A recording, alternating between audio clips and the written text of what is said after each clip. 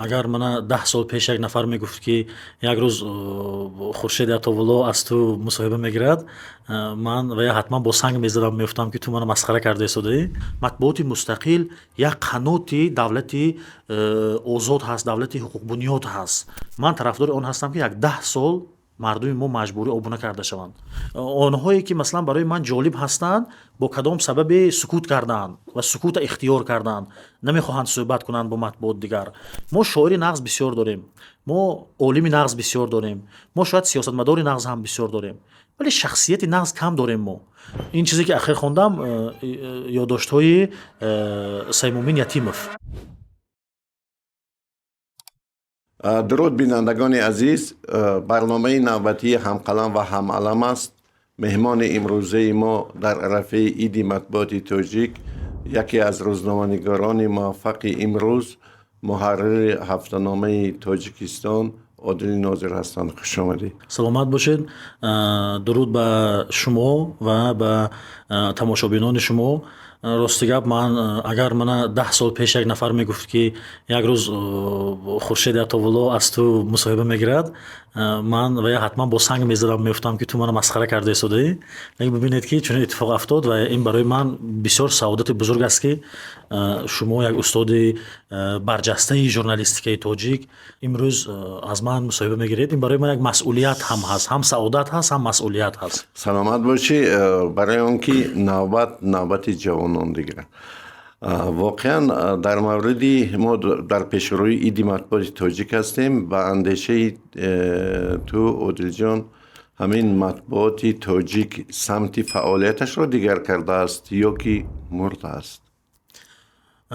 матбуоти тоҷик намурда аст. матбуоти тоҷик зинда ҳаст, гарчанде ки як марҳилаи душворро пушти сар мекунад, лекин ба ҳар ҳол матбуоти тоҷик ҳаст, зинда ҳаст. то он ҷое ки имкон ҳаст, то он ҷое ки тавон дорад, нерӯ дорад ва то он ҷое ки чаҳорчӯбаҳои мавҷуд барояш имкону иҷозат медиҳад, дар инъикоси воқеаву ҳодисаҳои рӯз кор мекунад, фаъол ҳаст.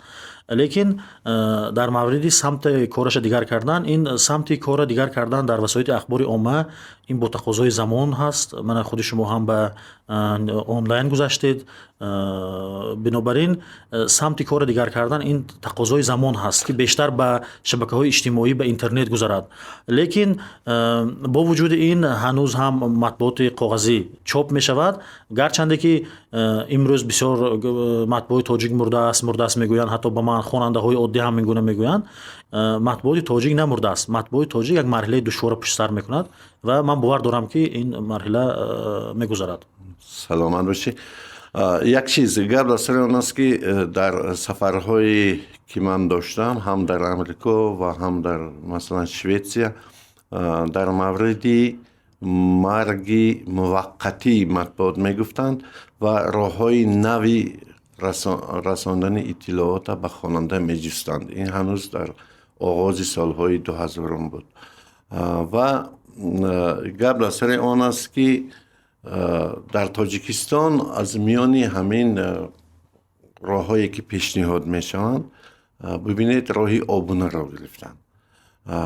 обунаи бисёриҳо дод мезананд ки обунаи маҷбурӣ, вале ман ҳамеша ба онҳо вақте ки ба шикоят омадам, ман як савол медиҳам ки барои як занг задан барои телефони худатон дар як моҳ масалан хароҷоти шумо чӣ қадар аст? вақте ки мефаҳмӣ ки як дона харидан обуна шудан ба як рӯзнома 3-4 сомонӣ дар як ҳафта, вале вақте мебинӣ ки аз ин шикоят мекунанд, вале аз ин не ки садҳо сомониро барои ширкатҳои мобилӣ медиҳанд барои алоқа.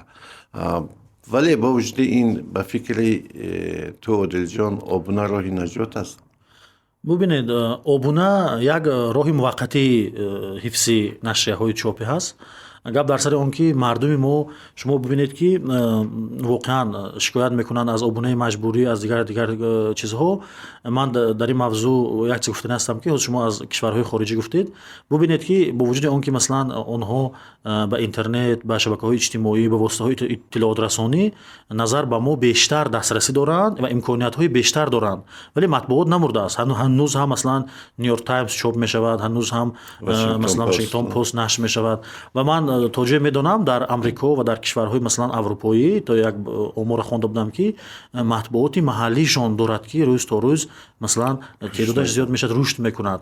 яъне ки вай дар ҷаҳон агар ҳама хел гирем ки тенденсия масалан як раванди марги матбуот бошад, як раванди масалан ба пуррагӣ қатъ шудани фаъолияти нашрияҳои чоп бошад, дар ҷаҳон ин хел раванд нест. масалан ва давлатҳо, ҳукуматҳо кӯшиш мекунанд ки масалан нашрияҳои чопӣ ҳифз шаванд. ин дар тамоми кишварҳо масалан чунин ҳаст. гап дар сари он ки дар мо барои он мегӯянд ки масалан матбуот мурдааст, ин давоми ҳамун саволи аввал, барои он ки бозори матбуот мисли пештара гарм нест. масалан 10 сол пеш, 12 сол пеш вақте шумо ба дӯкони газетафурӯшӣ мерафтед ва дӯконҳо хеле зиёд ҳам буданд, ҳозир аслан дӯкони газетафурӯшӣ хеле кам мондааст, дӯкони шумо мерафтед, анвои матбуот мухталиф буд. шумо метавонистед аз як матбуоти зард, барои мисол аз масалан оила, муҳаббат ва оила, дилкушо, ягар дига ва масалан зану мард, ману ту, аз ин гуна масалан нашрияҳо 10, 12, 15 нав буд. шумо метавонистед интихоб кунеду харед. масалан нашрияҳои сиёсӣ, Фараж, Озодагон, Тоҷикистон, Миллат, Нигоҳ ва ғайра, масалан анвои рӯзномаҳо хеле зиёд буданд. бинобар ин имрӯз ки дар чашми мардум ҳамин анвои гуногун нест ва бисёре аз ин нашрияҳо баста шуданд ва ҳозир агар ҳам гирем теъдоди нашрияҳо хеле кам монданд. барои ҳамин ҷомеа ва аксар фикр мекунанд ки масалан матбуот тамом мурд гуфта хулоса мебуроранд. лекин гап дар сари он ки мо бояд гӯем ки матбуоти мустақил як қаноти давлати демократӣ ҳаст. матбуоти мустақил як қаноти давлати озод ҳаст, давлати ҳуқуқбунёд ҳаст. ин нашрияҳое ки сабти ном мешаванд, агар ҳам ту гирифта биёд як ҷумҳурияти нав ба вуҷуд наомадааст, як минбари халқи нав ба вуҷуд наомадааст, як садои мардуми нав нест дигар. ва як газетаи барои мисол як коллеҷ, газетаи масалан як омӯзишгоҳ, газетаи масалан як муассисаи масалан давлатӣ, як маҷаллаи муассисаи давлатӣ ва ҳамчун як нашрияи давлатӣ ба қайд гирифта мешавад. ва мо масалан омора гӯё дидем ки нашрияҳои давлатӣ гӯё зиёд шудааст. мо чӣ гуна дар бораи як ҷомеаи демократӣ, як давлати озод, як давлати масалан ҳуқуқбунёд ҳарф мезанем ки дар он ҷо масалан нашрияи мустақил ё васоити ахбори оммаи мустақил фаъолият накарда истода бошад. бояд ҳамин чизҳо ба назар гирифта шавад. як дуюмаш ин ки мо дар масъалаи обунае ки шумо гуфтед, обуна як замон як устоди ман мегуфт ки ман тарафдори он ҳастам ки як 10 сол мардуми мо маҷбурӣ обуна карда шаванд. гап дар сари он ки маърифати хондан, маърифати мутолиа кардан дар байни мардуми мо хеле кам ҳаст. бинобар ин шояд ки масалан ҳамин обуна вақте газет меравад, як рӯз, 2 рӯз, 3 рӯз дар болои мизаш ҳаст, ақлан гирифта як бор варақ мезанад, як маводу матлаби нав мехонад, ба фикраш таъсир мерасонад ва оянда шояд ки ақаллан як мухлиси матбуот боқӣ мемонад. гап дар сари он ки ҳанӯз ҳам мардум ба матбуот эътимод дорад. барои мисол мана вақте ки як нафар шаҳрванд як шикоят дорад, масалан як ниёзаш бароварда намешавад, вай ба тамоми сохторҳо муроҷиат мекунад, аз чанд марҳилаи суд мегузарад, аз ноҳиявӣ, вилоятӣ то суди олӣ мебиёяд. лекин вай охирин нуқтае ки додашро бояд гӯяд, охирон нуқтае ки барои ҳақиқат бояд мубориза барад, барои ҳаққаш бояд талош кунад, ҳанӯз ҳам матбуота мебинад. ҳар рӯз ман бовар дорам назди шумо ҳам 5-6 нафар чунин нафарон меоянд, мисли оне ки назди мо меоянд. барои ҳамин матбуот рисолати хеле бузург дорад ва имрӯз ҳам рисолаташа ба ҳар ҳол иҷро мекунад. саломат бошед одилҷон. дар мавриди таърихи рӯзномаҳо, дар бораи шахсиятҳое ки дар он рӯзномаҳо кор карданд ё ба куҷое расиданд, ту ҳам бисёр менависӣ. яъне муҳаққиқ ҳастӣ, муҳаққиқи همین مسئله هستی و در ژورنالیستیکا هم مثلا بعضی میگفتن که سال 1992 پیدا شدن نشریه‌های مستقل سال طلایی ژورنالیستیک چاپی بود. بعد میگفتن که نه، مثلا سال 2002 سال طلایی بود که روزی نو عالم و آدم و نیروی سخن به میدان آمده بودند. بعضی دیگر میگن که نه، این بدتر بود، سال 2006 بود که فرج و نگاه پیدا شدند و آزادگان با کمی دیگر کردن سمتی کاری به فعالیت شروع کرد و یک بار هم سایت خود فعال کرد و در آینده تلویزیونش هم فعال کرد. ولی به نظر تو کدامش درست است؟ کدامش سال طلایی است؟ به نظر من دوره طلایی مطبوعات تاجیک این آغازی عصر 20 هست. این بخوروی شریف هست، این شعله انقلاب هست و از همه مهم این آواز تاجیک هست. این دوره هست که مطبوعات تاجیک رسالتی بسیار بزرگ، رسالت روشنگری، رسالت حفظ ملت، رسالت حفظ ارزش‌های ملی اجرا میکرد. دوره طلایی مطبوعات تاجیک به نظر من این همون دوره آواز تاجیک و همون دوره است. اون دوره های دیگری که شما میگوید، اگر گیریم من همه مطبوعات زمان شورویه حاضر اگر گویم که همش ورق زدم، شاید بعضی باور نکردن میگن که خودش تعریف کرده سوسفته، لیکن من واقعا مطبوعات 100 ساله به هر حال اگر گویم که 60% 70% ورق زده دیدگی هستم. بنابراین اگر گویم که مثلا ژورنالیستیک تاجیک سالهای 70 و 80 عصر گذشته هم در معارف مدنیت کمسمول تاجیکستان یک مرحله کسبیتی خیلی خوب پشت سر کرد. اینم مثلا اینم باید گفت که مثلا ژورنالیست تاجیک در اون دوره هم یک روزهای خوب داشت. سالهای 90 البته ژورنالیستیک تاجیک پوره دیگر شد، فضای پوره دیگر کرد. اون خود شما هستید در اون روند، خود فعالیت ژورنالیستی خود شما هست، یکی از چهره‌های کلیدی و مطرح همون دوره خود شما هستید. در این دوره ژورنالیستیک تاجیک خیلی آزاد شد، ژورنالیستیک تاجیک سمت کارش دیگر شد. البته آزادی‌های خیلی زیاد بود ولی کسبیت اگر گوییم که خیلی در سطح بلند بود نبود، چون که مثلا در مطبوعات حقارت هم بود، تحقیر هم بود، مثلا ناسنجیده مثلا تهمت کنی هم بود. این چیزا شما میدونید در اون دوره شما کار کرده هستید. اون دوره که بعد از سال 2000 میگوید، بله تا سال 2010 به نظر من 2010-12 این دوره طلایی مطبوعات تاجیک است. در این دوره تحلیل، موادهای تحلیلی، ژورنالیستی تحلیلی خیلی در اوج بود. در این دوره ما چهره‌های بسیار برجسته ژورنالیستیک زمان استقلال تاجیک در این دوره در مطبوعات کار و فعالیت میکردند. در این دوره مطبوعات به نظر من همون حکومت چهارمی که مثلا گفته میشود نسبت مطبوعات، در همین دوره ما میتوانیم بگوییم که مطبوعات حکومت چهارم بود، هم کسبی بود، هم تحلیلی بود، هم منفعت رسان بود و هم چهره‌های برجسته ژورنالیستیک تاجیک معرفی کرد در این دوره کار فعالیت میکردند. و بعد از سال 2000 مثلا 10-12 به این طرف همین مرحله دشوار و بحرانی که حاضر ما داریم از همون دوره آغاز شد که به عامل‌ها و سبب‌های آن استفاده نمیگذاریم. به هر حال سلامت باشی. تشکر عادل جان. مصاحبه‌های فرهنگی که مثلا خودت انجام میدهی از مصاحبه‌هایی که عبدالقیوم قیومزاد انجام میدادن چی فرق دارد؟ به آن خاطر که در مورد عبدالقیوم میگن که در بعضی صحبت‌ها او حتی میتواند مرده را به گپ درآورد و مصاحبه انجام دهد. به همین خاطر مصاحبه‌های من از مصاحبه‌های عبدالقیوم قیومزاد فرسخ‌ها فرق دارد. گپ در سر اون که مصاحبه‌های من هیچگاه در پایه مصاحبه‌های عبدالقیوم قیومزاد نیست و حتی این قابل قیاس هم نیست، چون که عبدالقیوم قیومزاد به نظر من یکی از بهترین ها هستند. لیکن گپ در سر اون که استاد عبدالقیوم قیومزاد بیشتر مصاحبه‌های موضوعی می‌کردند و موفق بودند. ایشان می‌آموختند قهرمانشون و واقعا مرده از به گپ می‌درآوردند و بسیار فکت‌های خودی همون قهرمان‌ها ناخواسته و ندانسته ناگهان میگفتند به ایشان و بعدا دعواها هم میکردن که ما دیگه گفته بودیم شما این چیزای خودتون که در اون دوره کار با ایشان شاهد هستید.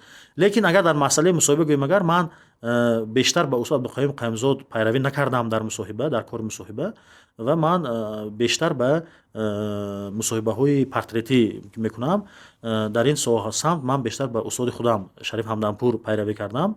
گپ در سر اون که من که جوان با کار روزنامه‌نگاری در هفته‌نامه تاجیکستان که تا حال خوشبختانه در اینجا کار میکنم پیوستم، استاد شریف همدانپور من همراهشون به مصاحبه هاشون میبردن و ما چندین مصاحبه ها در همون زمان ها اگر ببینید اگر ما چندین مصاحبه های هم‌مؤلفی داشتیم مثلا خیلی زیاد و ایشون من همراهشون میبردن با همین شخصیت های مشهور، با سابق وزیرها، حتی با خود وزیرها، با نویسنده ها، شاعرها، روزنامه‌نگار، مثلا شخصیت های گوناگون ایشون که مصاحبه میکردن من میدیدم سوالگزاری، مثلا آموختن، مثلا قهرمان آموختن، پیش از نزد قهرمان رفتن آموختن و همین گونه من همین ژانر مصاحبه که به نظر بسیاری ها ساده میتابد ولی این دشوارترین ژانر ژورنالیستیک است و خود شما به واسطه یکی از استادهای ژانر مصاحبه هستید، بسیاری ها به شما پیروی میکنن در مصاحبه کنی. من هم خیلی زیاد آموختم از مصاحبه شما. این بسیار ژانر دشوار هست، قهرمان آموختن، قهرمان شناختن بسیار ژانر دشوار هست. من بیشتر به همین ژانر سر و کار گرفتم، مشغول شدم، ولی یک چیز گویم که سالهای آخر من هم خیلی کم مصاحبه میکنم برای آنکه در جامعه ما راست گپ شخصیت هایی که برای مصاحبه جالب باشند، برای من شخصا هم ژورنالیست جالب باشند خیلی کم باقی موندن. آنهایی که مثلا برای من جالب هستند با کدام سبب سکوت کردن و سکوت اختیار کردن، نمیخواهند صحبت کنند با مطبوعات دیگر. این البته عامل‌های عینی و ذهنی خودش دارد. لیکن آنهایی که میخواهند که مثلا در معرض مطبوعات باشند، میخواهند که با آنها مصاحبه ها انجام داده شود، برای من اونقدر جالب نیستند. من اگر خیلی این کار روزنامه که هست مثلا البته از روی ضرورت مصاحبه میکنم من، لیکن خیلی کم. من مصاحبه همون وقت مصاحبه میکنم که قهرمان برای من بسیار جالب باشد، من قهرمان از نزدیک شناسم و یا اصلا آثارش دانم یا کارنامه‌اش دانم، برای من جالب باشد. لیکن حاضر چنین شخصیت ها کم هستند. ما واقعا بحران شخصیت داریم در تاجیکستان. اگر شما هم تو مثلا خودتون هم اگر مشاهده کنید، ما شاعر نغز بسیار داریم، ما عالم نغز بسیار داریم، ما شاید سیاستمدار نغز هم بسیار داریم، ولی شخصیت نغز کم داریم. ما وقت درباره شخصیت صحبت میکنیم، مثلا ما امروز درباره یک شاعر نغز صحبت کنیم، اگر شخصیت نغز از شاعر نغز چه فرق دارد؟ شاعر نغز همین که یک غزل نغز میماند 7 بیت برای مثلا 8 بیت. این من و شما میدونیم که وقتی با اون آدم هم صحبت میشوید، تمامی دانش و بینش و جهان بینی و فهمیش وای در همین 7 بیت بهترین غزل وای جنبست شد. این مثل اون است که وای مثل یک ورزشکار تمامی نیروش جمع میکند، تمامی قوتش جمع میکند و همون گرز میپرتاید به یک جای ضروری، تمام دیگر از پا میماند وای، دیگر تمام دیگر وای از همون دایره 7 بیت شعرش دیگر بیرون اندیشه و گپ ندارد. لیکن وقتی ما با استاد مومن قناعت هم صحبت میشدیم، با استاد سوربون، کوزود، با مثلا اکتورهای بزرگ حیب‌الله عبدالرزاقов، مریم سوی و دیگرها، یا مثلا با سیاستمدارهای سابق نیزارمو ظریف و مثلا عبدالمجید دوستیف دیگرها، داستان سروش استالینگراد یا داستان ابن سینا اگر کارنامه مومن قناعت باشد، اگر این 10% دانش ایشان بود، یعنی همه دانش ایشان داستان نبود، این 10% ظرفیت ایشان یا 5% ظرفیت ایشان بود. ایشان 10 برابر اون داستان اندیشه و فکر داشتن و اون شخصیت همه خیلی بودن. داستان پسر خدای سوربون برای مثال 900,000 صفحه باشد، اگر 600-700 صفحه رمان باشد، اگر و 10-15% ظرفیت استاد سوربون هست.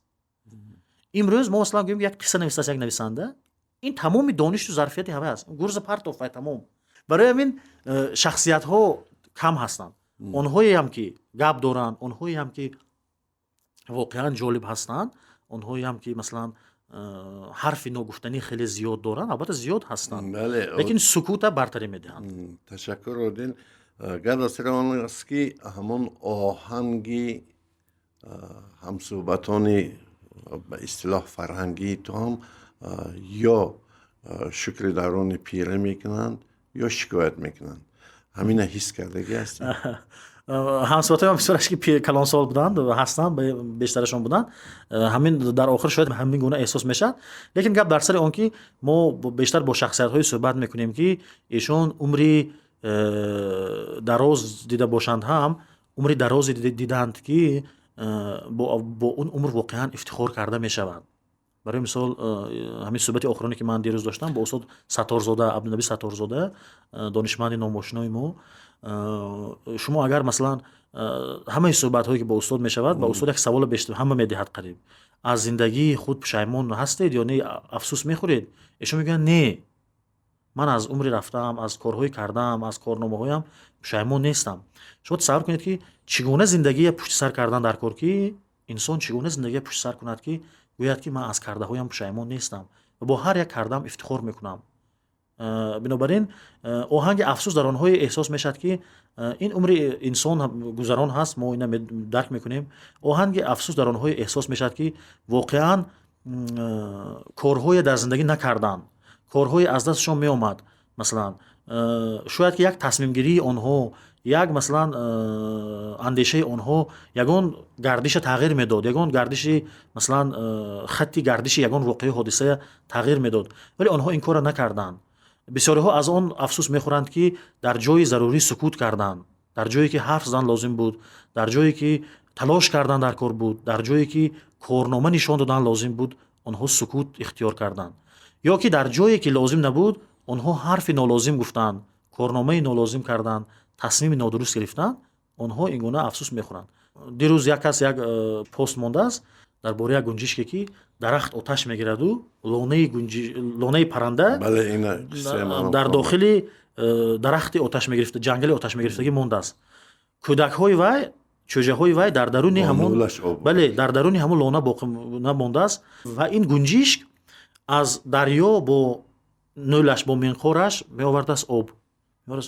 чанд нафар мегӯянд ки ту чаро чунин мекунӣ? Ту медонӣ ки ба ин оташи бузург, ба ин об овардан дар минқорат ту ягон таъсир расонда наметавонӣ, пешраша гирифта наметавонӣ ва наҷот дода наметавонӣ. Вай гӯя гуфтааст ки агар ман фардо худованд мана пурсад ки ту барои наҷоти фарзандот чӣ кор кардӣ, ман гӯям ки ман талош кардам. воқеан мардуми мо ҳар як нафар, на танҳо қаҳрамонои ман ё қаҳрамонои шумо ё нафари дигар, ҳар нафар бояд дар зиндагӣ ақаллан як зарра талош кунад ки пага пеши виҷдонаш нагӯяд ки ман чӣ кор кардам. мо зиёиҳои талошгар имрӯз воқеан бисёр кам дорем.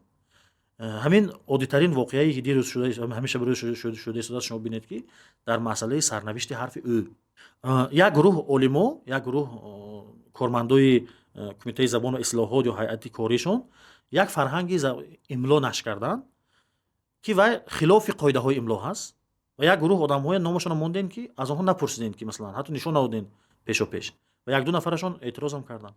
лекин бисёрашон ки на ки ман мебинам мегӯянд ки як мақолаи ман соли 2005 ҳаст, соли 2015 ҳаст, ҳам мақолаи шумо партоям шумо дар саҳифатон монед, боз нашкунед. чӣ бо худатон гап намезанед? гӯям агар аз ман хафа мешаванд, онҳо ҳамкорои ман, онҳо дӯстои ман, чӣ лозим дар ҳамин шабу рӯз ҳамин баҳсҳое хезондан? гуфта масалан худашон қафо мезананд. яъне ҳатто як масъалаҳои оддии илмӣ, як масъалаҳое ки мо сарнавишти масалан забонамон матраҳ мешавад, дар ҳамин мавзӯъ ҳатто забоншиносои мо ҳарф намегӯянд. шумо тасаввур кунед ки 20 сол пеш, 25 сол пеш Муҳаммадҷон Шакурӣ, Доди Худо Саймиддинов, Раззо Ғаффоров, Баҳриддин Камолиддинов чӣ гуна баҳсҳои забоншиносӣ мекарданд ва баҳси забон ҳамавақт баҳси доғ ҳаст ва баҳси забон баҳси равшангарӣ ҳам ҳаст. лекин имрӯз ҳама хомӯшӣ аст. дирӯз дар ҳамон як ҷаласа устод Гулрухсор бо як киноя гуфтанд ки биёед беҳтараш як алифбои нав созем барои худамон. ҳар рӯз ин тағйиротҳову намедонӣ чӣ кор кунӣ, намедонӣ куҷо равӣ. бинобар ин мо анамин шахсиятҳои лозим ки мисли анамин гунҷишк ақаллан талош кунад. саломат бошед. ба ғайр аз фаъолияти журналистӣ ту ба навиштани рисолаи номзадӣ ҳам машғул шуда истодаӣ. аз рӯи шуниди ман ин чӣ аст? масалан аз қатор намондан ё ки ягон нақшаи дигар барои ояндаи дурахшони номаълум? рисолаи илми ман сарнавишташ мисли рисолаи илми шумо шудааст. гап дар сар он ки ман воқеан рисолаи илмӣ мавзӯъ гирифтага ҳастам ва мутаассифона аз сабаби он ки корҳои рӯзмарраю рӯзнома хеле зиёд ҳаст ва худам камтар одами танбалам ҳастам, این کار قفا مونده است. لی گپ در سر آن که من اما وقت آرزو دارم و آرزو داشتم و دارم که من که در خانواده معلم به وای رسیدم، مادرم معلم بودن، معلمه هستن. من هم وقت آرزو داشتم که معلم باشم. آینده خودم میخواهم که پروفسور دانشگاه بینم. برای من این یک راهی هست که من تصمیم سنجیده و فکر کرده اندیشه کرده گرفتم و خدا خواهد برای این میخواهم که تلاش کنم. یعنی برای اون نه که مثلا من حال خیلی رساله علمی ننوشتم، حمایم نکردم، لیکن نه به این کار من حاضر سر کردم. من میخواهم که واقعا استاد دانشگاه باشم و یک آدم دانشگاهی باشم. چون که فکر نمی کنم که 20 سال بعد، 10 سال بعد، 15 سال بعد من مثلا مثل 10 سال پیش، 5 سال پیش یا مثلا چند سال پیش برای مثلا یک خبر، یک گزارش، یک مقاله دوام و 4-5 وزارت درایم و مثلا 5-6 زنگ زنم و تلاش کنم. حوصله آدم هم پیر میشده است. من مثلا حاضر خودی من در همین دیکتافون تلفنم اگر حاضر به شما نشون دهم یک 20 مصاحبه نانوشته دارم، باور کنید. حوصله، وقت، امکان همونا کوچونده چاپ کردن ندارم اصلا. چون کارها خیلی زیاد، تشویش روزگار هست، تشویش کاری هست، اداری هست، مثلا کاری روزنامه هست. بنابراین فکر نمی کنم که آدم مثلا در 40-50 سالگی هم برای مثلا یک خبر دویده تاند، برای مثلا یک معلومات 4-5 جا رود دعوت تلاش کند. یعنی آدم باید این یک دوی ماشین که اونقدر فکر میکنم تجربه‌ای که جمع میشد باید آدم با کارهای فوندامنتالی، با کارهای علمی جدی هم مشغول شود. من در مثال خودم میگم که یعنی که من آرزو دارم که البته این آرزو هست، برای این باید بسیار کار کرد، استاد دانشگاه باشم و البته پروفسور دانشگاه باشم و خدا خواهد چندین نقشه های کلان علمی و ایجادی دارم که میخواهم که اونها عملی کنم. الها کامیاب شوی عادل جان. و با نزدیکی من یک خاطره طنزآمیزی تو رو با استادت عبدالمدثر احمدزاده خواندم در موردی نمازخوانی بود و با یک نفر حجوینگار که خالق نظر جمعیف با لقب مندانی، با نام تخلصی مندانی می نویسد، نوشتمش که مندانی این خاطره عادل را خوان و من بعد اگر نوشتنی شدی چنین نویس که مردم از خنده رودکن شوند. اگر نه خواننده ای تو هم اونهایی که این چیزا تو قصه میکنی، نقل میکنی، اونا به تو لعنت میگن. من حس میکنم که در نوشتن خاطره یک قابلیت فوق‌العاده داری. برای چی در مورد خاطره نویسی کوشش نمیکنی؟ نخست باید گویم که اکای خالق نظر یکی از بهترین حجوینگارهای ما هستند. زنده، حجوی زنده. البته بعضی چیزها روزمره هست، من ضد هستم که مثلا در حج آدم چیزهای روزمره نویسد، یک چیزهایی باید باشد که ماندگارتر باشد. لیکن به هر حال اکای خالق نظر یکی از بهترین حجوینگارها هستند. از همینجا گویم که یک کتابشون در دست من، گوشت اشتر خورد، از سبکی سیرکور هستم، خونده تمام نکردم، من محرر یک کتاب نوشان هستم و متاسفانه این کار مونده و خیلی طولانی شد. در مسئله حج چیزهایی که می نویسم، گپ در سر اون که همین هر روز شبکه‌های اجتماعی میبینم که خبرهای جدی و یک چیزهای مثلا تفریحی هم باشد، یک چیزهایی هست. من واقعا می نویسم که مردم یک کم چی کنند. من کم می نویسم به هر حال، لیکن یک تفریح فراغت کند و واقعا مردم شناس قبول میکنند. حاضر تلفنم در اونجا هست. مثلا همین حجوی که شما گفتید تسبیح ترابیح، این یک قصه واقعی هست، لیکن همین 74,000 نفر مطالعه کرده است. یا مثلا بسیار فکر میکنن که این چیزا ما می‌نویسیم دوستان نمیخونن، توجه نمیکنن، همین یک چیزایی وای باشه، یک چیزای سبوکی همین نمیخونن، لیکن واقعا مردم میخونند این خیلی چیزها. و یادتون باشد من اخیراً یک سفرنامه از خوجند نوشتم در 4-5 بخش. یک روزهای سرد بود، کمتر بودم و شب هم اومد و یک 4-5 بخش نوشتم سفرنامه به خوجند. بعضی همکارا گفتن که چی لازم خیلی چیزا می‌نویسی، کی میخونه این خیلی چیزها، چی در کار این چیزها، به این خیلی توجه نمیکنن یگان کس به خاطره و این چیزها، خاطره سفر، بس تمبولی سفر هندوستان نه، سفر مثلا آمریکا نه، یک سفر خوجند چی هستین. لیکن واقعا همین 4 بخش سفرنامه قریب 200,000 نفر خوندن، یعنی میخونن خیلی چیزها و تشکر که میخونند ما برای می‌نویسیم. لیکن اگر گویم که من حج با اونقدر дасти тавоно надорам ба ҳар ҳол, лекин баъзе чизҳо ҳикояҳои кӯтоҳ менависам барои он ки ҳамин табъи хонандаҳо хуш шавад. лекин ман саҳифаи фейсбукама ба ҳар ҳол кӯшиш мекунам ки барои он истифода барам ки як фактҳои таърихӣ, як чизҳои масалан таҳқиқии таърихия ба забони хеле сода, ба тарзи оммафаҳмтар монам ки мардум аз баъзе ҳамин хонандаҳои ман ки ҳастанд аз баъзе ҳодисаҳои воқеаҳои таърихӣ огоҳ шаванд. дар масъалаи хотиранависӣ шумо я ман чанд сол шуд худам талаб мекунам ки хотира нависед гуфта. албатта устоди мо Асадулло Саъдуллоев дар Донишгоҳи миллии Тоҷикистон, худо раҳматашон кунад, яке аз бузургтарин устодои журналистика, ҳамеша мегуфтанд ки дафтари хотира кушоед барои худатон ва ҳар рӯзи умратон нависед. мутаассифона он кас дар мо ҳам дарс мегузаштанд ва ҳамин маслиҳата ба ҳама нав дохил шуда дода буданд ва воқеан баъдтар то ҷое ман ёд дорам Шодравон Акбари Саттор бисёр худаш дафтари хотира ки менавишт бисёр хоҳиш мекард ки фаъолияти журналистӣ аз ҳамин сар кунад. бале ин бисёр муҳим ҳаст ки одам, чунки хотираҳо кӯҳна мешавад ҳар рӯз, мо бояд ки масалан ҳамаи мо ин мағзи сарамон ҳам як вай дорад, як чорчӯбаи меъёру як чиаш аст. барои ҳамин мо дафтари хотира бисёр муҳим будааст. ман имсол ки масалан 10 ё 12 15 қариб 14-15 сол шуд дар соҳаи журналистика кор мекунам, акнун дарк кардам ки воқеан эҷодкор бояд дафтари хотира дошта бошад ва ин дафтари хотира бардоштҳои рӯзмарраи зиндагиша нависад. ман афсӯси дафтари хотира надорам ва то имрӯзам ягон рӯзе қайд накардем, лекин хотира бисёр муҳим будааст барои одами эҷодкор, барои он ки масалан одам як факта, як чизи рӯзгораша, як чизи масалан ҳафшанӣ андозад, дар зеҳни худаш тоза кунад, воқеъбинона баъдан ягон чиза нависад, бояд ки дафтари хотира дошта бошад. воқеан ман аз саволи навбатӣ дар мавриди ҳамин буд ки ин вақтҳои охир, солҳои охир хотиранависҳо хеле зиёд шуданд ва бадбахтӣ ин аст ки аксари қаҳрамонони онҳо нестанд, зинда нестанд, дигар гузаштанд аз дунё ва дигар масалан ман бовар намекунам ба ҳама чизе ки менависанд.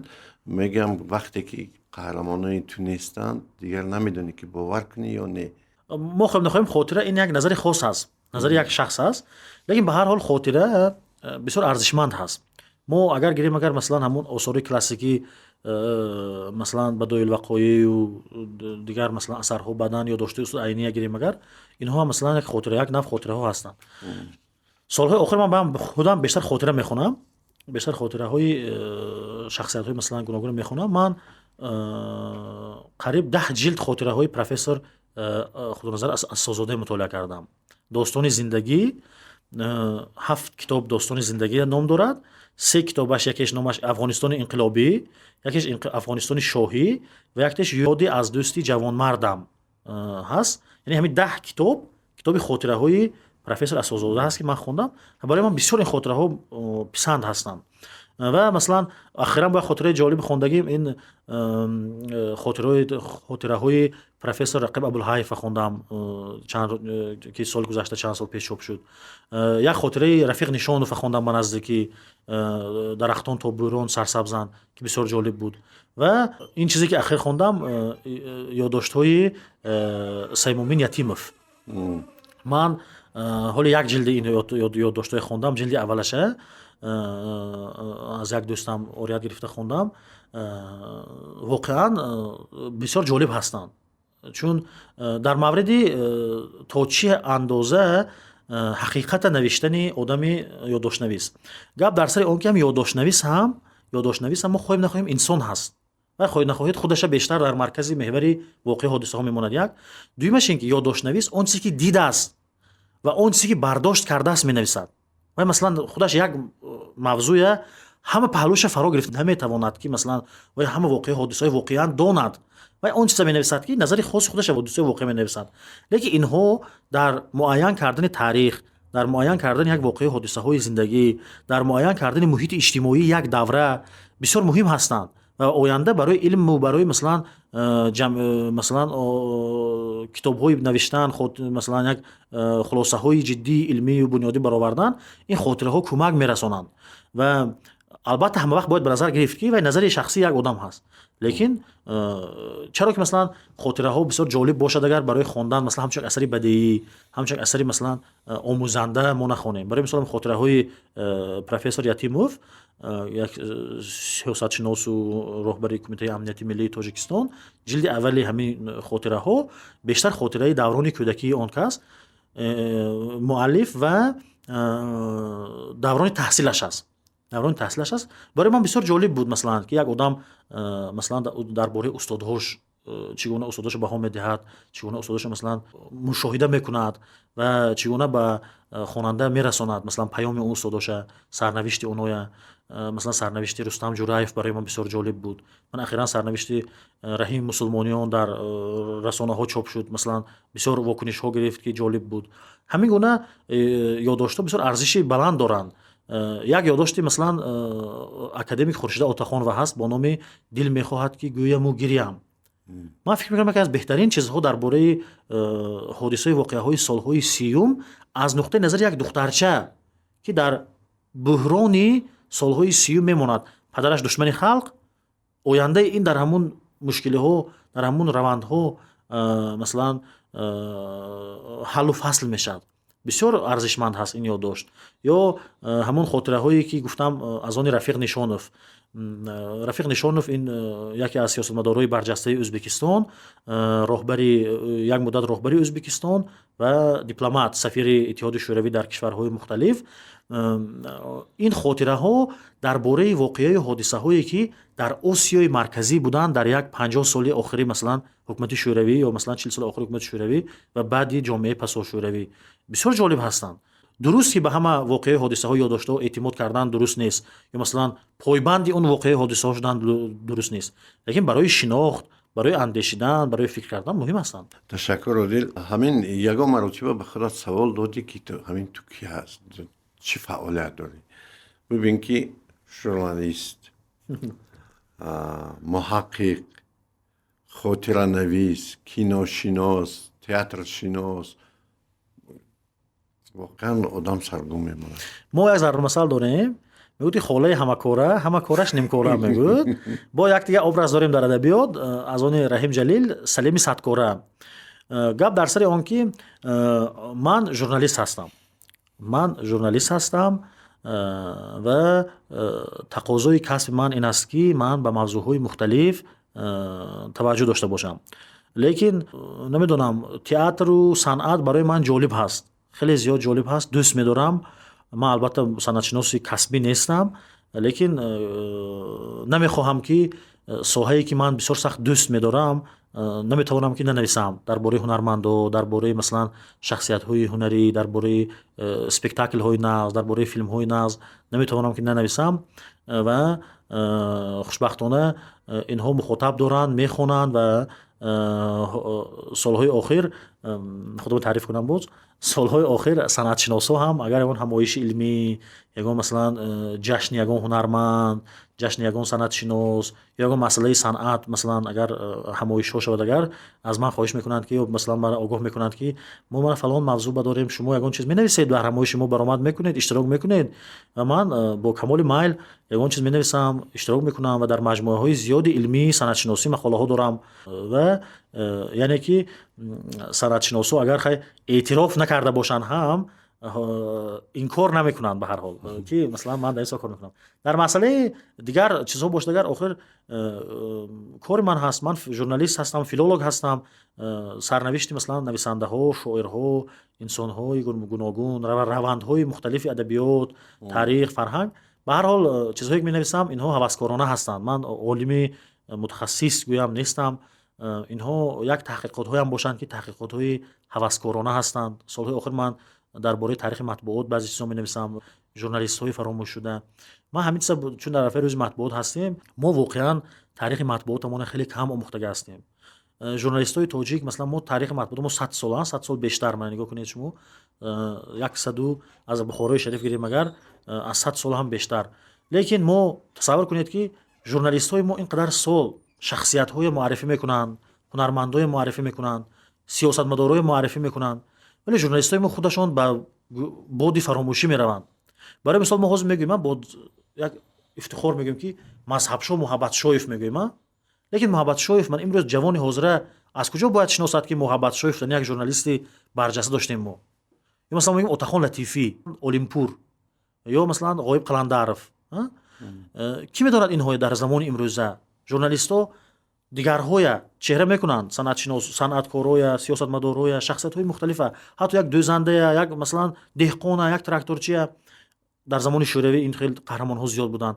اینا قهرمان میسازند، ولی اکثر ژورنالیست‌ها به بعد فراموشی رفتند. در ژورنالیستیکای تاجیک سالهای 30 40 کیها کار میکردند؟ آنها با چه عذاب‌ها، با چه تلاش میکردند برای مثلا کار مطبوعات. یعنی ژورنالیستیکای ما به بعد فراموشی دادیم ژورنالیست‌های. و حتی ما 10 سال پیش 20 سال پیش اونهایی که مثلا امروز فعال هستند ما میدونیم، لیکن ژورنالیستیکای تاجیک چقدر شخصیت ها داشت، چقدر چهره های مهم داشت، چقدر چهره های خدمت کرده داشت، ما بسیارش نمیدونیم. بنابراین من فکر میکنم که باید که ما برای احیا کردن نام ژورنالیست هایی که در مطبوعات کار کردن، در تلویزیون، در رادیو، برای ساختن مثلا وسایل اخباری عامه زحمت کشیدن. مثلا قاسم دیلمی ما میدونیم نمیدونیم. ما مثلا میدونیم که مثلا تلویزیون تاجیک که ها ساختن، رادیوی تاجیک که ها ساختن. البته در درس های دانشگاه یک نفر دو نفر اشاره کرده میگذاریم میخونیم، لیکن در عموم ما برای معرفی ژورنالیست ها یگان کار نکردیم که.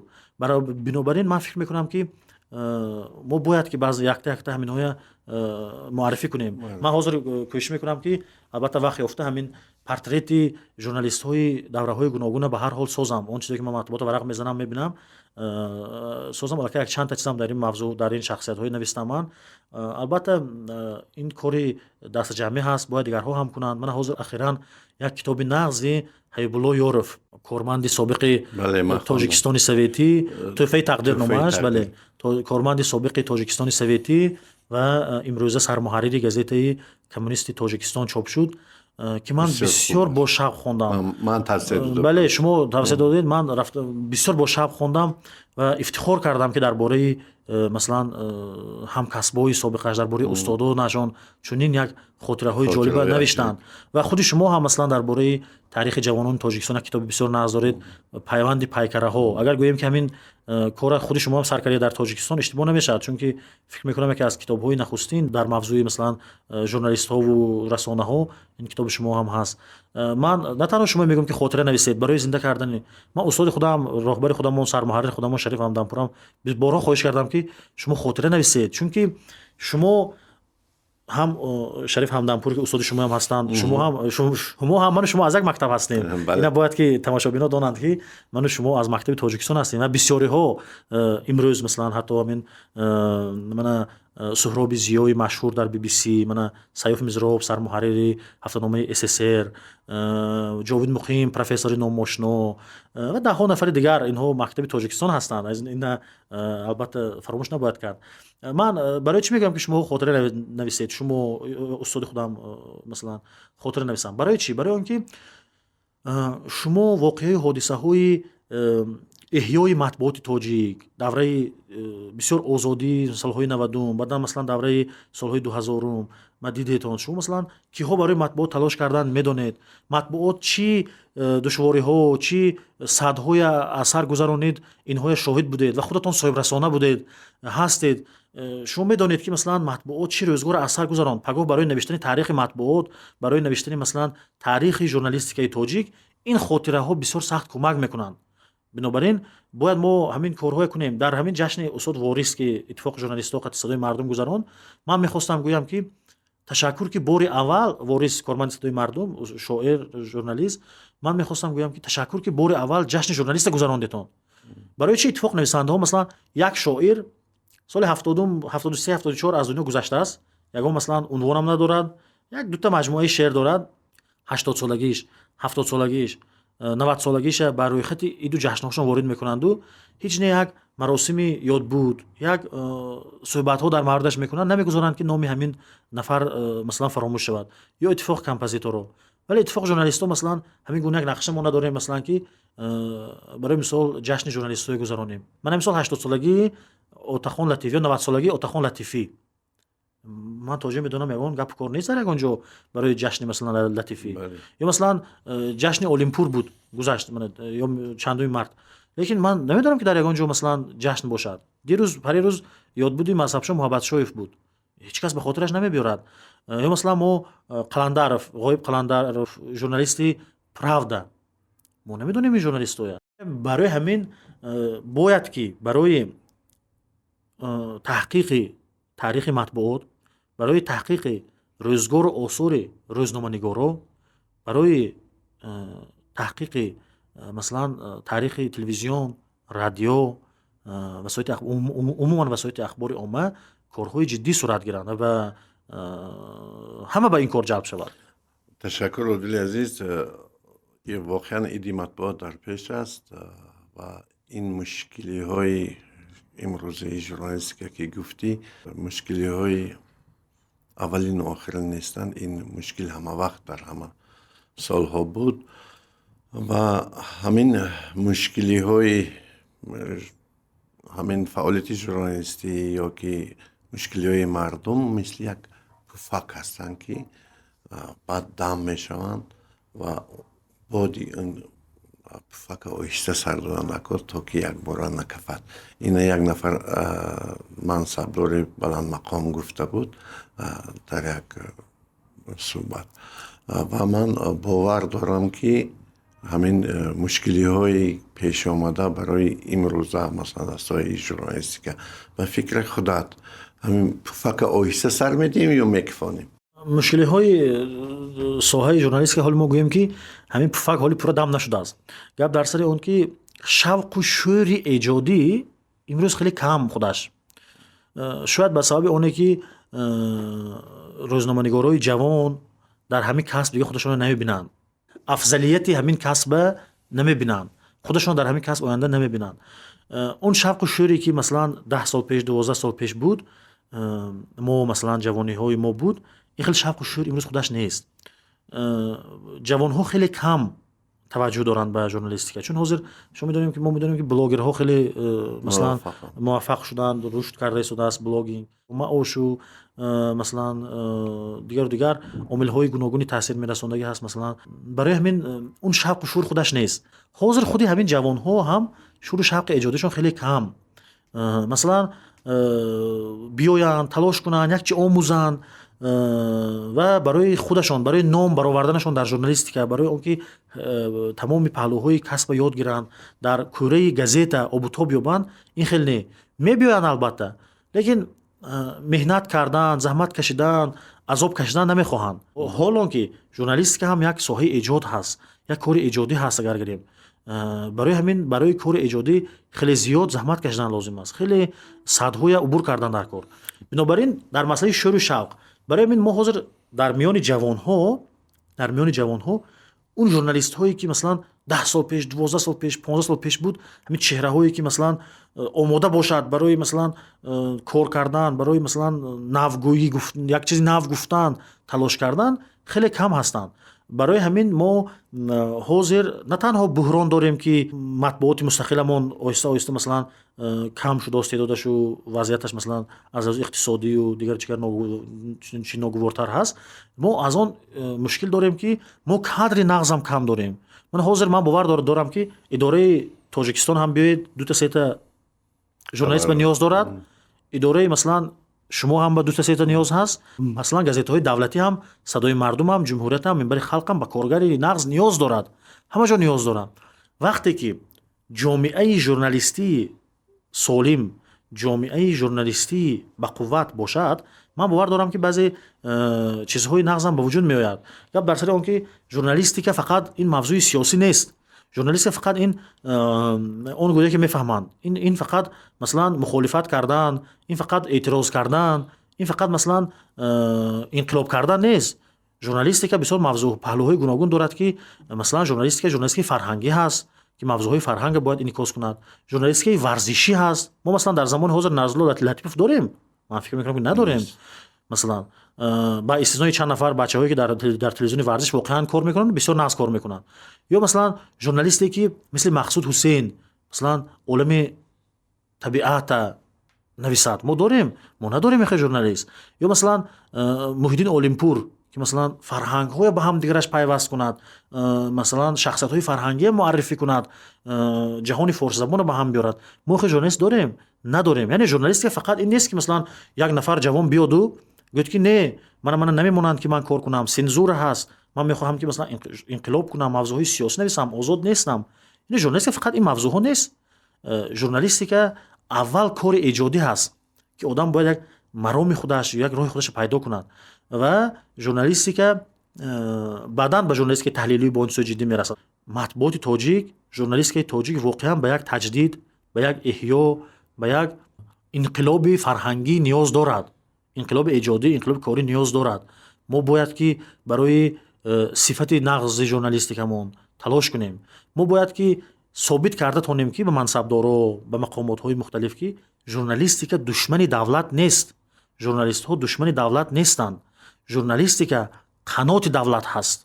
журналистика ҳаст ки мансабдор, вазир, масалан ё раиси ноҳия шикофҳоя мебинад, холигоҳҳоя мебинад, камбудиҳоя мебинад ва аз пайи ислоҳ мешавад.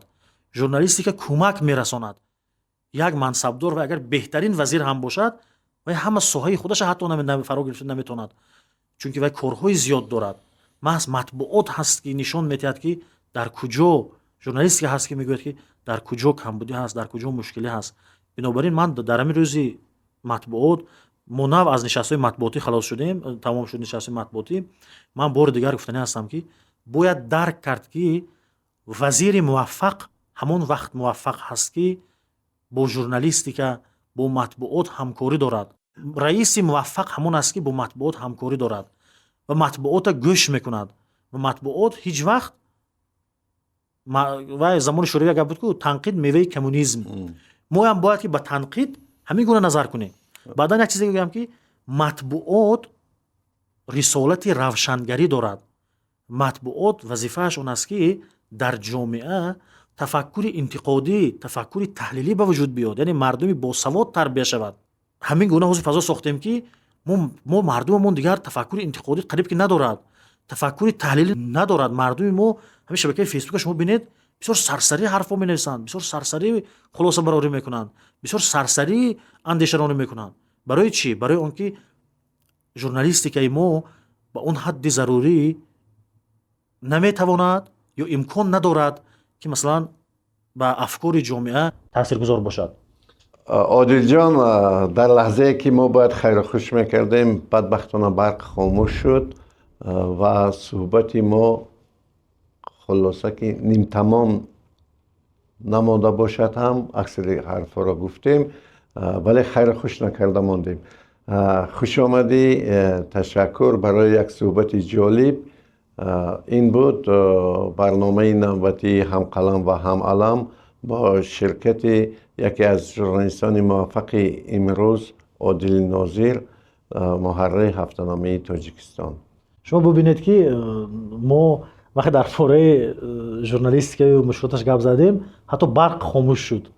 як монеае ҳаст ки мо дар бораи камбудиҳои журналистика суҳбат кунем. яъне сарнавишт ҳам имрӯз ба фоидаи мо, ба тарафи мо, толеи мо нест ва ҳамон лекин ман бовар дорам ки як рӯз ҳамин бодҳои нағз ҳам ҷониби журналистика мевазад ва